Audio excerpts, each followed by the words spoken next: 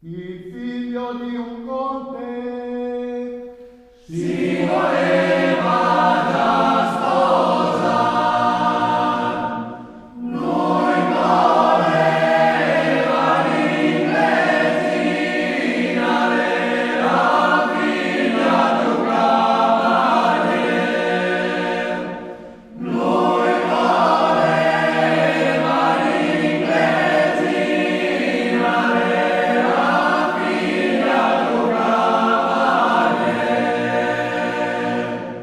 e di giorno la dimanda, e di notte la sposò,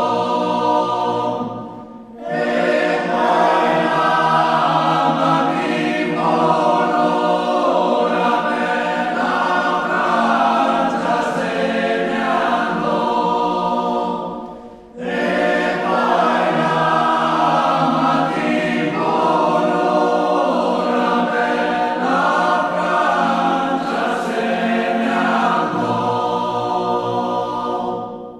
sarà fai 600 chilometri, E nemmeno senza pagar, sarà fai 650 e l'inglesina comincia a sospirare, sarà fai 650 e l'inglesina comincia a sospirare. Come mai sospiro, inglesina? Come mai sospiri tu? Io sospiro la mia mamma e chissà quando la rivedrò. Io sospiro la mia mamma e chissà quando la rivedrò.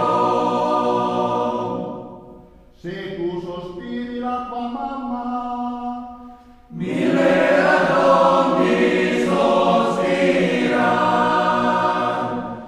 ma se poi sospiri un altro già qui pronto c'è il pugnale, ma se poi sospiri un altro già qui pronto c'è il pugnale. Favorisca, signor Conte, di prestarmi il suo pugnale per tagliare quella rama che fa ombra al mio cavallo, per tagliare quella rama che fa ombra al mio cavallo. con un colpo di pugnale, Morto a terra lo lasciò, poi l'arrivo ai suoi cavalli verso casa se ne andò, poi l'arrivo ai suoi cavalli verso casa se ne andò. Quando fu staita a metà strada, i suoi fratelli incontrò. Dove vai, sorella cara, come mai ti trovi qui?